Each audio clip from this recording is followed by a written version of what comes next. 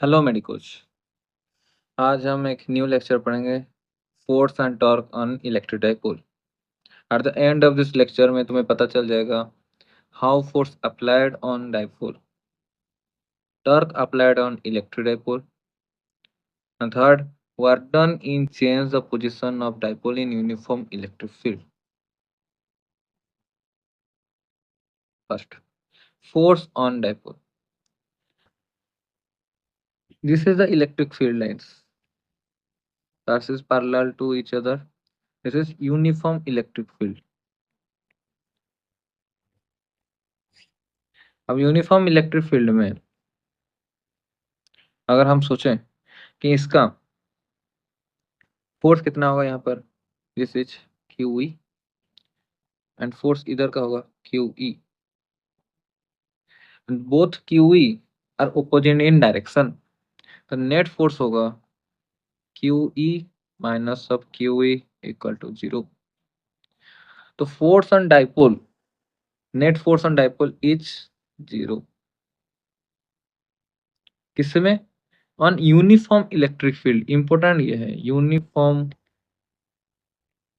Electric field.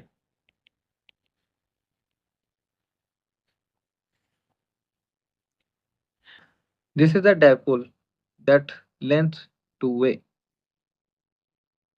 This is the charge plus q charge and minus q charge. Then this is the main point.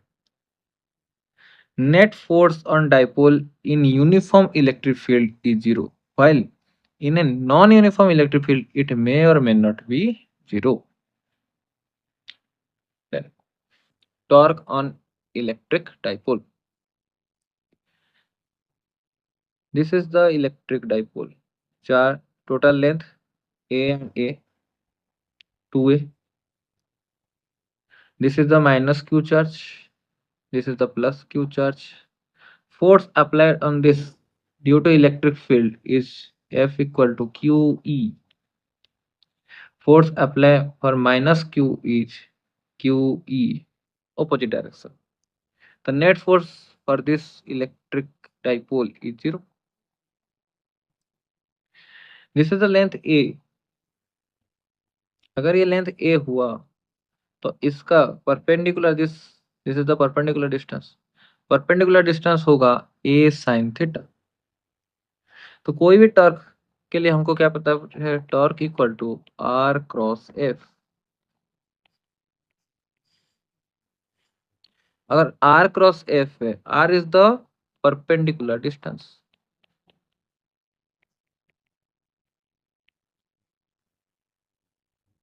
कहां से?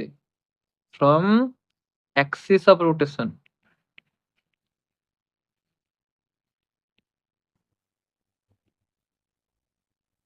तो axis of rotation इसका कौन सा जगह है? This is the axis of rotation, this and this is the axis of rotation. अगर axis of rotation से हम देखें तो this is the length A, तो इसके लिए इसका वैल्यू कितना आ जाएगा, ए साइन थीटा। इस ए के लिए वो क्या आएगा, A sine theta.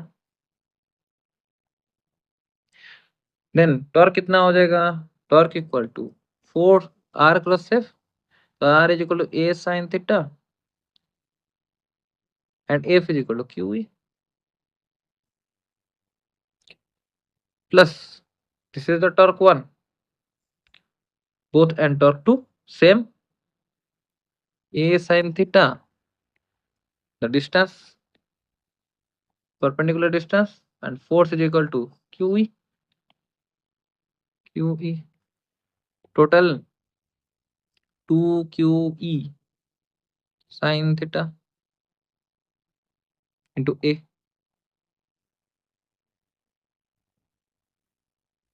To Q E A sine theta.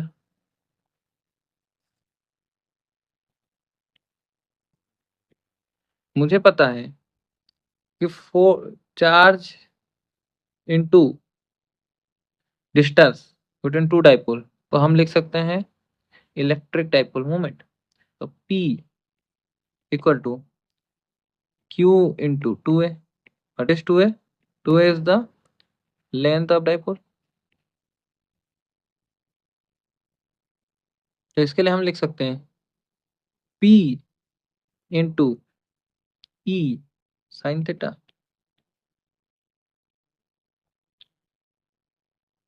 तो नेट टॉर्क कितना आ जाएगा? Torque equal to P cross E.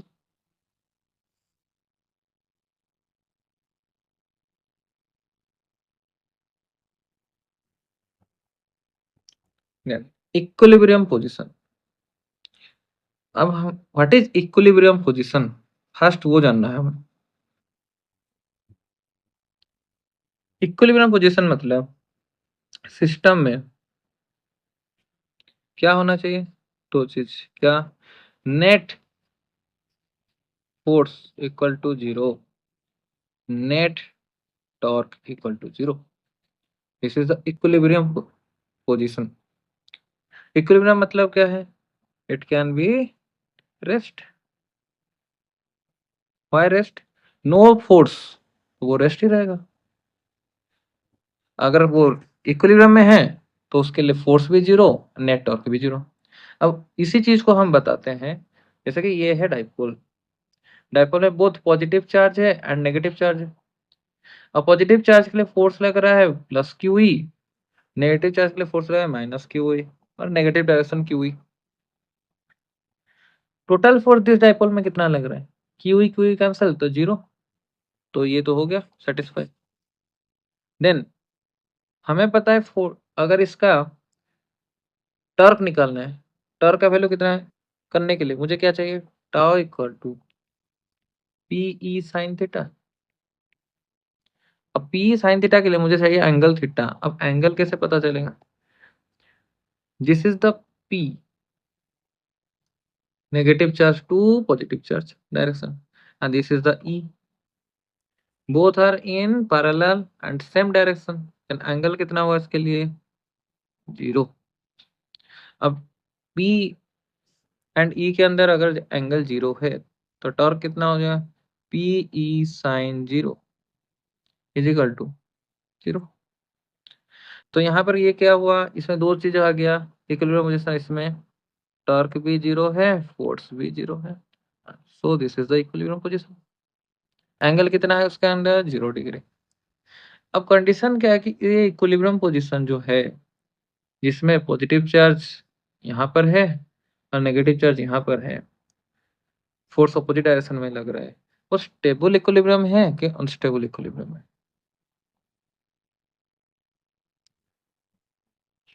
This is, अगर कोई चीज को हम स्टेबल और अनस्टेबल डिसाइड करते हैं, उसको डिसाइड करते हैं इन द फॉर्म ऑफ उसका डिस्प्लेसमेंट के बाद क्या हो रहा है, stable and unstable equilibrium.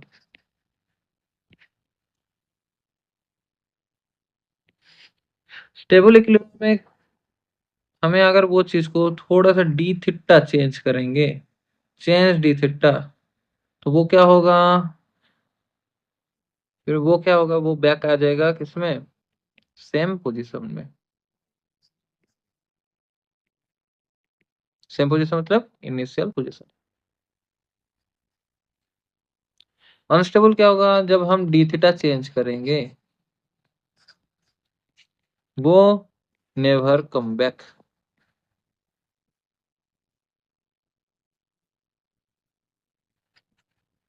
To original position.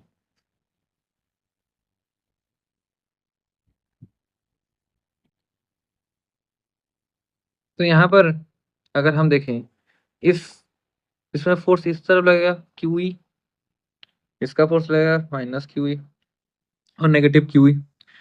तो अगर हम इधर की तरफ फोर्स लगाएं, डी थीटा चेंज करें, जस्ट थोड़ा सा चेंज हुआ, डी थीटा चेंज हुआ, एंगल डी थीटा, तो इसका परपेंडिकुलर डिस्टेंस क्या है ये? तो R cross F this direction और R cross F this direction. तो वो फिर से इनिशियल पोजीशन जो ऐसा था उसके पास जाने की कोशिश करेगा। अगर ये दिस पोजीशन से ऐसा जाने की कोशिश कर रहा है जो इनिशियल पोजीशन है, तो हम इसको क्या बोलेंगे? Stable equilibrium. क्या बोलेंगे? Stable equilibrium. तो स्टेबल इक्विलिब्रियम में पी एंड ई का एंगल कितना है 0 degree. This is the P direction, initial position, this is the P direction and this is the E direction. Angle कितना है 0 डिग्री। सेकंड केस, इसमें क्या है, हम जस्ट ओपोजिट कर दिए हैं। क्या, this is the positive Q charge, this is the negative Q charge. अब तक हम क्या कर रहे थे, this is the positive Q charge था, this is negative Q charge था, बट अब हम क्या कर रहे हैं, this is the positive Q charge and this is the negative Q charge. तो फोर्स किधर की तरफ लगेगा, नेगेटिव क्यू चार्ज के लिए दिस डायरेक्शन, इधर के लिए दिस डायरेक्शन। कितना, सेम एंड ऑपोजिट डायरेक्शन। अगर सेम एंड ऑपोजिट डायरेक्शन में लग रहा है तो नेट फोर्स कितना है, F net equal to the zero. Okay, F net zero. अब टॉर्क कितना है, पी एंड ई के अंदर हमको निकालना पड़ेगा टॉर्क का वैल्यू, टॉर्क नेट निकालना पड़ेगा। पी एंड ई का वैल्यू कितना है, पी एंड ई के अंदर angle, this is the P and this is the E. तो पी एंड ई का एंगल कितना है 180 डिग्री। टॉर्क कितना हुआ, पी ई साइन 180 डिग्री। इसका वैल्यू कितना आएगा, जीरो। कितना आएगा, जीरो। तो नेट टॉर्क भी जीरो हो गया। अब इसी कंडीशन हम अगर सेकंड पोजीशन में जाए कि ये भी स्टेबल है कि अनस्टेबल इक्विलिब्रियम में है, क्योंकि दोनों के दोनों सेटिस्फाई कर रहे हैं, F net equal to zero and tau net equal to zero. तो इसके लिए क्या होगा, स्टेबल और अनस्टेबल इक्विलिब्रियम में आएगा। इक्विलिब्रियम तो है, अब मुझे उसको डिफाइन करना है स्टेबल है कि अनस्टेबल है। तो उसके लिए हम देखते हैं, थोड़ा सा डिस्प्लेस करने के बाद क्या हो रहा है, इसमें टर्क लगना स्टार्ट हो जा रहा है। अब फोर्स इस डायरेक्शन में है, इसका डिस्टेंस है दिस डायरेक्शन, टर्क इधर की तरह लगेगा this direction. Force this direction में है, डिस्टेंस उसका फ्रॉम परपेंडिकुलर डिस्टेंस है, this is the perpendicular distance, this is the perpendicular distance, this is the force. Torque लग रहा है दिस डायरेक्शन। वो ओरिजिनल पोजीशन में नहीं आ रहे हैं, ओरिजिनल पोजीशन नहीं, यहाँ पर नेगेटिव चार्ज इधर की तरफ जा रहा है एंड पॉजिटिव चार्ज इधर की तरफ जा रहा है। तो इसके लिए हम क्या बोलेंगे कि अगर जब वो ओरिजिनल पोजीशन में नहीं आ रहे हैं तब ये है unstable equilibrium.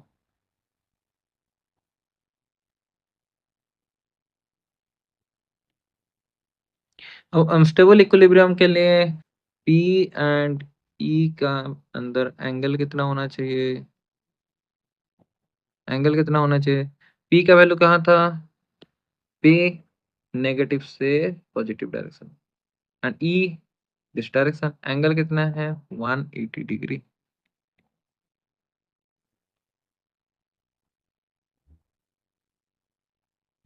Then work done in rotating a dipole in a uniform electric field. Then what is work done, work done को हमें पता है टाउ इंटू डी थीटा। तो टाउ इंटू डी थीटा करने से हमें क्या करेगा, डी डब्ल्यू मिलेगा, स्मॉल वर्क डन मिलेगा। फुल वर्क डन निकालने के लिए क्या करना पड़ेगा, इसको इंटीग्रेशन करना पड़ेगा। तो पहले वो चीज समझ लेते हैं, what is D theta. Let's say this is the initial P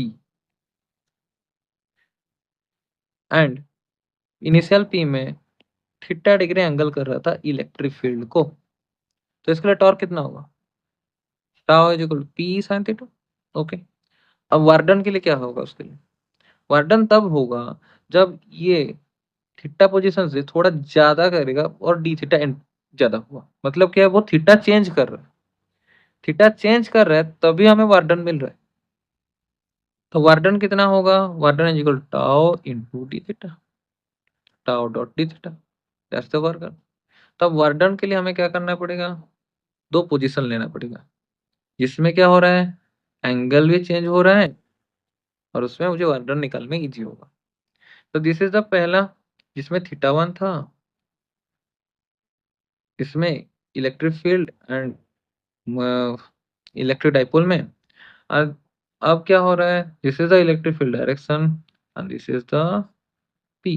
angle कितना है, थीटा टू, थीटा टू। अब मुझे पता है वार्डन के लिए क्या लिखेंगे, work done is equal to tau into D theta, work done equal to tau into D theta integration कहाँ से कहाँ, θ1 टू θ2। अब इसी को हम लिखेंगे work done equal to tau के लिए लिखेंगे P E sine theta D theta integration में θ1 टू θ2। तो वर्क डन का वैल्यू कितना आएगा, P sine theta D theta का इंटीग्रेशन होगा, साइन थीटा डी थीटा का इंटीग्रेशन कितना होता है, कॉस माइनस कॉस थीटा। तो हम इसको लिख सकते हैं P E cos θ1 minus cos theta, this is a work done. अब ये वर्क डन क्या है, ये इंपॉर्टेंट है। ये वर्क डन क्या है, ये वर्क डन है क्या, external work done by external force. Work done by external force कितना निकला, पी कॉस θ1 माइनस कॉस θ2। इसके बाद हम पढ़ेंगे work energy concept. What is work energy concept. हमको पता है कि टोटल वर्क डन जो होता है, work done total equal to change in kinetic energy. और वर्क डन टोटल के लिए हम लिखते हैं work done by conservative force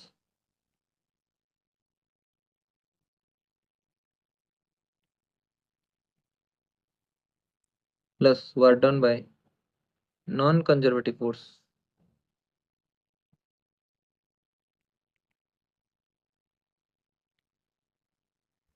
plus work done by external force equal to change in kinetic energy. तो अगर सिंबलिकली देखें, work done by conservative force plus work done by non conservative force plus work done by external force equal to change in kinetic energy, this is the formula.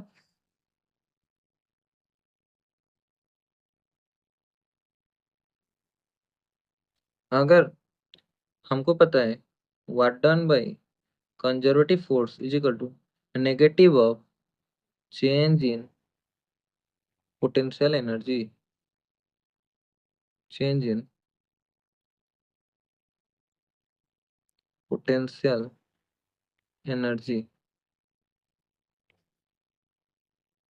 तो हम इसी point में लिख सकते हैं work done by conservative force के लिए हम लिखेंगे minus del U change in potential energy plus work done by non conservative force plus work done by external force equal to change in kinetic energy.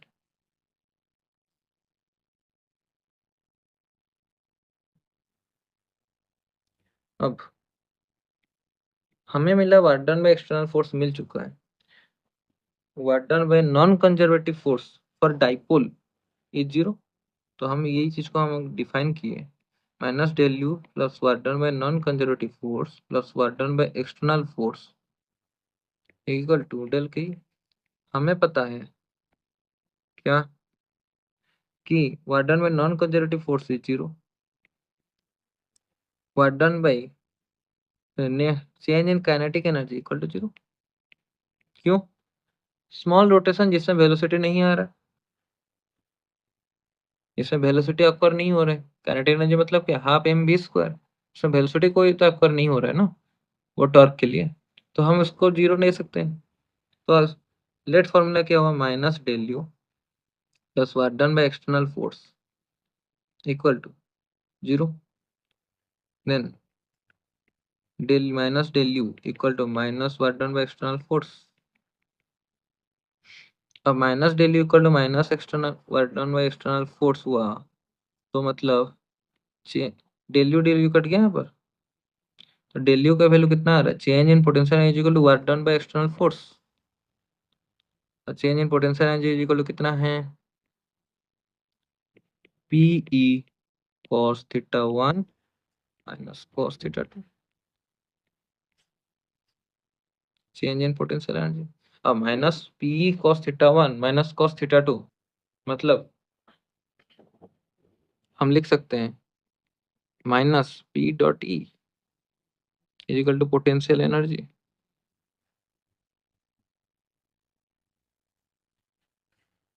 What is P? पेज P क्या है? Electric dipole moment. And ई क्या है? Electric field.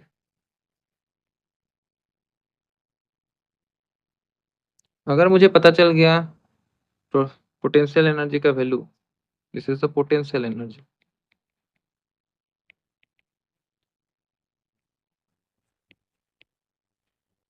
तो हमें पता है कि potential work done by conservative force equal to minus del U, ये हम लिख चुके हैं। तो माइनस डेल मतलब change in negative of change in potential energy. तो कंजर्वेटिव फोर्स क्या क्या होता है? कंजर्वेटिव फोर्स होता है electric force, gravitational force,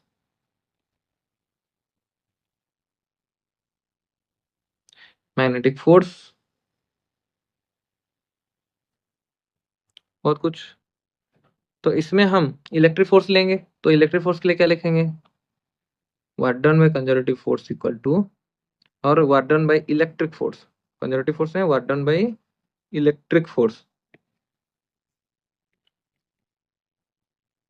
electric field force के लिए आ जाएगा क्या? माइनस डेल यू, और माइनस डेल यू का वैल्यू कितना था?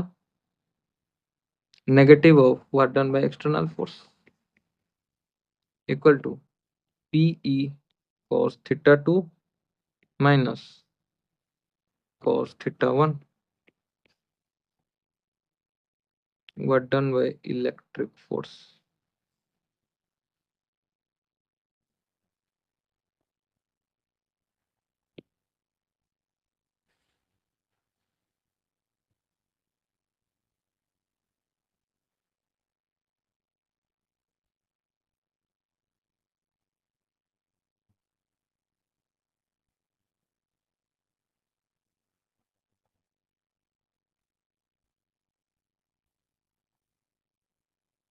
Thank you.